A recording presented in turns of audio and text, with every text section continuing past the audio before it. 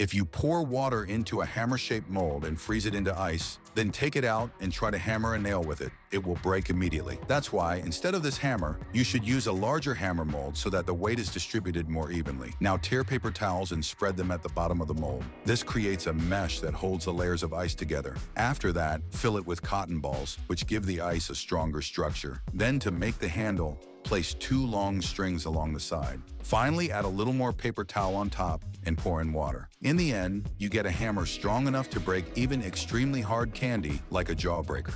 In olden times, people would carefully wrap a very thin wire around the tiny body of a flea using tweezers. Then that wire was tied to a small toy cart. As soon as the flea moved, the cart would start moving too. People sitting in the audience would see the carts rolling and the wheels turning, as if the fleas had been trained. In some circuses, tiny musical instruments were glued onto fleas. Later, when they were gently heated, the fleas would struggle to save their lives, and people thought they were playing music. When he reached the moon, he picked up some rocks and put them into a small bag. That bag was sent back to Earth for testing, but by mistake, it got mixed up with other samples in storage. Later, it ended up in a museum where the owner secretly sold it. Years later, a woman bought that same bag at an auction for just $1,000.